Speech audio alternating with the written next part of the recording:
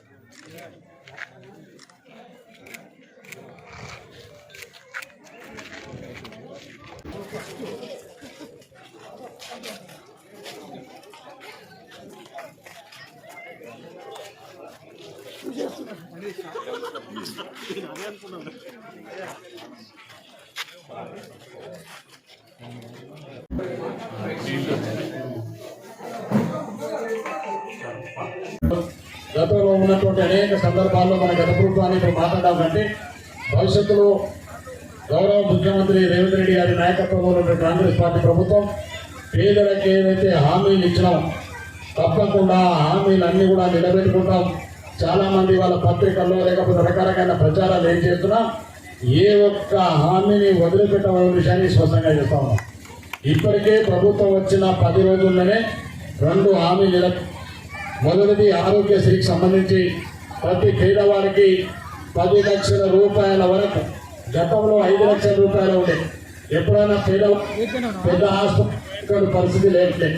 ఆనాడు కాంగ్రెస్ పార్టీ ప్రభుత్వంలో స్వర్గీయ రాజశేఖర్ గారు ఉన్నప్పుడు ఆరోగ్యశ్రీ తీసుకొచ్చి ఆనాడు పేదవారు అది పెద్ద ఆసుపత్రిలో గుండె ఆపరేషన్ చేయించుకున్నా, ఏ ఆపరేషన్ చేసుకున్నా అది ధైర్యంగా పోయి చేయించుకునే అవకాశం ఉండే. తర్వాత ఆరోగ్యశ్రీ కాస్త మూలం పడిపోయింది. కానీ మళ్ళీ కూడా గౌరవ ముఖ్యమంత్రి గారు రేవంత్ రెడ్డి గారు మొట్టమొదటి సంతకం పేదవారికి వైద్యం అందాలని గతంలో ఉన్న 5 లక్షల రూపాయల ఆరోగ్యశ్రీని 10 లక్షల రూపాయలకు పెంచుతూ ప్రైవేట్ ఆసుపత్రులు, ఎంత పెద్ద ఆసుపత్రి అయినా 10 లక్షల వరకు ఆరోగ్యశ్రీ పథకంలో కార్యక్రమాన్ని అమలు చేస్తూ ఆరోగ్యశ్రీ పథకాన్ని వాడుకోవచ్చు కార్యక్రమం. ఏ ఒక్క ఆసుపత్రిని నిర్లక్ష్యం చేస్తే ఆ ఆసుపత్రి పైన చర్యలు తీసుకోవాలని చెప్పి కూడా ఒక జీవో కూడా విడుదల చేశామని చెప్పి కూడా ఈ సందర్భంగా మాట్లాడారు. రెండోది వచ్చేసి మా అక్క చెల్లెలు ఎన్నికలు నిలబడి చెప్పినాం, మా ప్రభుత్వం వస్తే మీ అందరికీ కూడా ఆర్టీసీ బస్సులో మీ బిడ్డకి పోయినా, మీ అత్తగారికి పోయినా, లేకపోతే మీ బంధువులకి పోయినా, ఇక్కడ నుంచి హైదరాబాద్ పోయినా, ఇక్కడ నుంచి కరీంనగర్ పోయినా మీకు ఉచితంగా బస్సు కల్పిస్తామని ఆయన మహిళా సోదరులను మాటించినాం. ఆ మాట ప్రకారమే కానీ మీ ఆధార్ కార్డు ఉంటే చాలు ఇవాళ ఉచితంగా బస్సు ఎక్కి ఎక్కడికైనా ప్రయాణం చేసే విధంగా ఇలా 2వ హామీని కూడా నిలబెట్టుకున్నామని చెప్పి కూడా మీకు ఈ సందర్భంగా మనం చేస్తున్నాం.